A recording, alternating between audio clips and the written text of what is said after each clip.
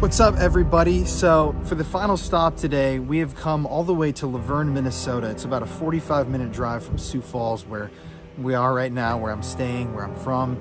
We're at the Blue Mounds State Park. This is a very beautiful natural area. There are a lot of bison here. A lot of people from the area around Blue Mounds come out here to vacation, to camp, to have a nice Sunday with their kids and their families.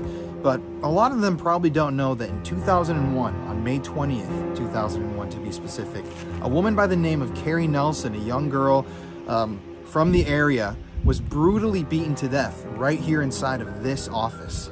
Now, what ended up happening was Carrie was working late one night when a random guy came in. He was asking about camping fees, what it was like inside of the park, all these different things related to Blue Mounds.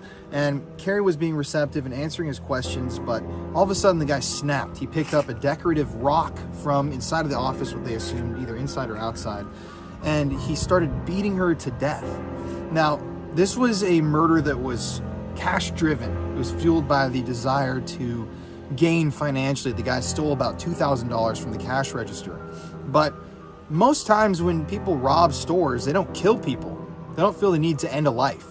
And for Carrie, this young girl, her father, he would go on to say many times in different interviews that he couldn't help but repeat and think about obsessively those final few moments and minutes of his own daughter's life as she sat here in terror before being killed by this guy who came late at night.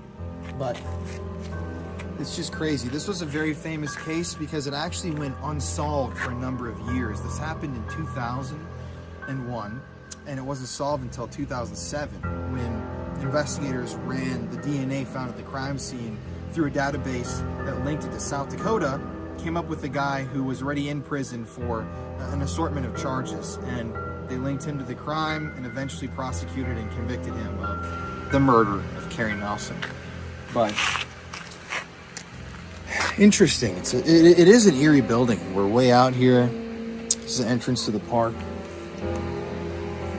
Must have just been, Carrie was probably just someone from the area. Laverne is a very small town. This is a very rural part of Minnesota. You'd never expect when you're just working your job late at night that somebody's going to walk through the doors and instead of looking for a camping permit, they're looking to kill. That's what happened here May 20th of that year. So yeah, I feel like a lot of you guys probably never have heard that story, but it's pretty crazy. It was on Forensic Files a long time ago. I remember that episode. And rest in peace, Carrie.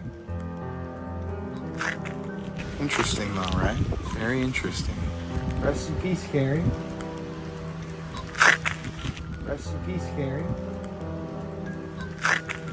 Rest in peace, Carrie.